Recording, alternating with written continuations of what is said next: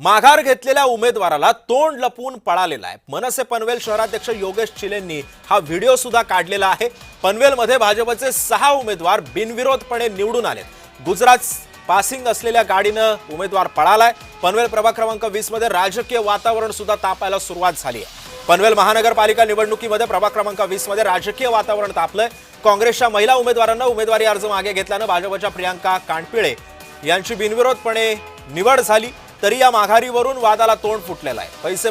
पैसे घेऊन माघार घेतली की तोंड लपवत फिरावं लागतंय असा आरोप करत मनसे प्रवक्ते योगेश चिले यांनी भाजपवर जोरदार टीका केली आहे।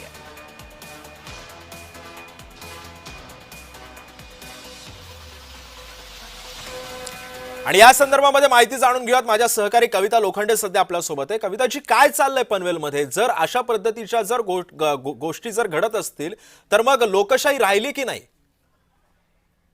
नक्कीच सिद्धेश, आपण काल बघितलं, काल पनवेलमध्ये भाजपाचे 6 उमेदवार जे आहेत ते बिनविरोध निवडून आलेले आपल्याला पाहायला भेटलेले आहेत। आणि त्यानंतर राजकीय वातावरणामध्ये जे आहे त्या मोठ्या घडामोडी आपल्याला पाहायला भेटल्यात। स्वतः प्रदेशाध्यक्ष रवींद्र चव्हाण यांनी पनवेलमध्ये आपली उपस्थिती दाखवलेली होती आणि सभा देखील घेतली होती, कार्यकर्त्यांची बैठक देखील घेतली होती। आणि त्यानंतर जे बिनविरोध निवडून आलेले 6 उमेदवार आहेत या उमेदवारांचा सत्कार देखील केला होता।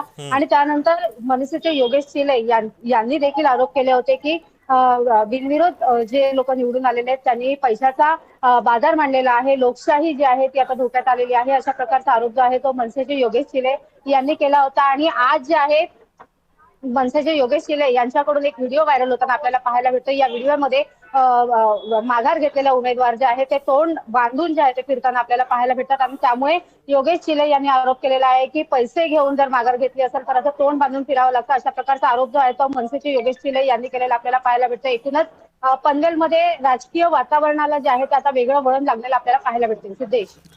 पण कविता, या सगळ्यामध्ये जर आपण बघितलं असेल तर तो उमेदवार पळून गेलेला आहे। तो पळून गेला की त्याला पळायला भाग पाडण्यात आलाय? नक्कीच सिद्धेश, आपण या व्हिडिओमध्ये बघतोय गुजरात पासिंग असलेली ही जी गाडी आहे या गाडीमध्ये या माघार घेतलेल्या उमेदवाराला बसवून जे आहे ते या ठिकाणाहून दुसरीकडे नेण्याचा प्रयत्न जो आहे तो करण्यात आलेला आपल्याला पाहायला भेटतोय। परंतु म्हणजे जे योगेश चिले यांनी जे आहे माघार घेतलेल्या उमेदवारावरतीच आरोप केलेला आपल्याला पाहायला भेटतोय की भाजपचे जे बिनविरोध निवडून आलेले उमेदवार आहे यांच्याकडूनच या माघार घेतलेल्या उमेदवाराला पळवून नेल्याचा आरोप जो आहे तो योगेश चिले यांच्याकडनं होताना आपल्याला पाहायला भेटतोय सिद्धेश। नक्कीच, धन्यवाद कविता, तुम्ही दिलेल्या या सविस्तर माहितीसाठी।